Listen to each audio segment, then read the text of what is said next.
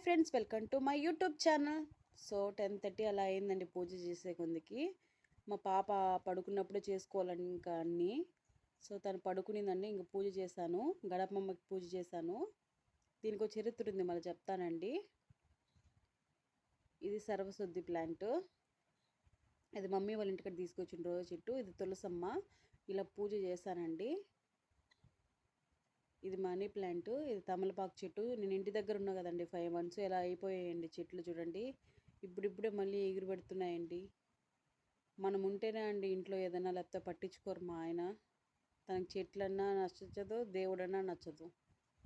So ఫ్లిప్కార్ట్లో పెట్టుకున్న చెట్టు అండి ఇది. ఎలా అయిపోయింది చూడండి పాపం.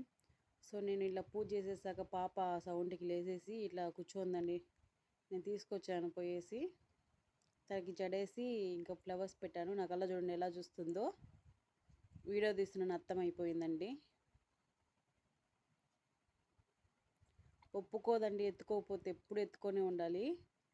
సో 2 days బ్యాక్ చూపించా కదండి ఇలా ఫ్లవర్స్ కాసాయని. చూడండి ఎంత బాగున్నాయో, వైట్ కలర్లో. ఇంట్లో జాయిన్ అయినప్పుడు ఇచ్చారండి నాకు ఈ చెట్టు మా ఆయన. 150 పడింది ఒక ప్లాంట్. ఇప్పుడు ఫ్లవర్స్ కాసాయి. ఒక చరిత్ర ఉందని చెప్పాం కదండి ఆ రోజు చెట్టు. అది నేను తీసుకున్నప్పుడు 20 ఫ్లవర్స్ ఉన్నాయండి ఆ చెట్టుకి. నేను చాలా ఇష్టపడి తీసుకున్నాను. మా ఆయన లవంగం చెప్పాడు దాన్ని తుంచేయి అనేసి, అది కొరికేసిందండి. ఇప్పుడు కాసిందండి ఫ్లవర్స్. నేను ఎంతో ఎగ్జైట్మెంట్గా ఫీల్ అయ్యానండి ఆ చెట్టు ఫ్లవర్స్ కాస్తుందనేసి. మేము ఈవినింగ్ టైంలో బయట కూర్చో ఉంటాం కదండి.